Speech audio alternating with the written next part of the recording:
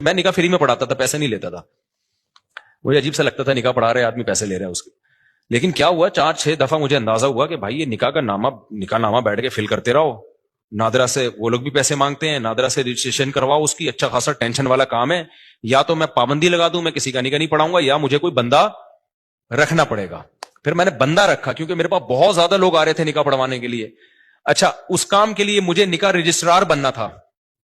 لوگوں نے کہا مفتی صاحب آپ نکاح رجسٹرار بن جاؤ, اس میں بڑے پیسے آئیں گے. میں نے کہا 1 سال تک مجھے یہ توفیق ہی نہیں مل رہی کہ میں جاؤں آفس کہ مجھے سرٹیفکیٹ دے دو قاضی کی نکاح رجسٹرار کا. ہلا ہی نہیں جا رہا کیونکہ ضرورت نہیں ہے نا, پراٹھے چل رہے تھے اسی حساب سے, تو میں کیوں جاؤں. پھر میں نے کیا کیا, ایک قاضی نے مجھے, ایک نکاح رجسٹرار نے کہا یار آپ میرا فارم لے کے پڑھا آپ دیا کرو, فیس لے کے مجھے دے دیا کرو آپ میں رجسٹر کر. تو میں نے ایسا کرنا شروع کیا, 6 مہینے میں نے ایسے کیا. ایک نکاح رجسٹرار آئے, انہوں نے کہا میرے پاس پورا سیٹ اپ ہے, پڑھا آپ دیا کرو, ڈاکومنٹیشن میں کر دوں گا, پیسے کس کو دے دیا کرو. تو میں نے پیسے لینا شروع کر دیا, ان کو دینا شروع. اس کی تو محنت ہو رہی تھی نا بیچارے کی, نکاح بھرنا بھی ہے اس نے.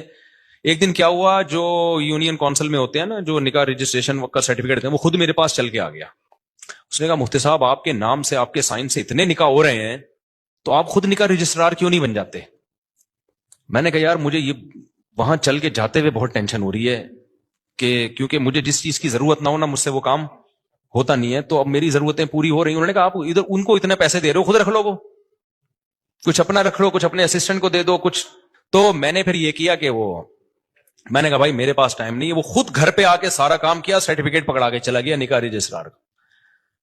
میں نے کہا اسٹیمپ تیرا باپ لگائے گا اس پہ, میرے پاس تو ٹائم نہیں ہے. اس نے ٹھپے لگے ہوئے نا پہلے سے, آپ پر اعتماد ہے, آپ مس یوز نہیں کرو گے.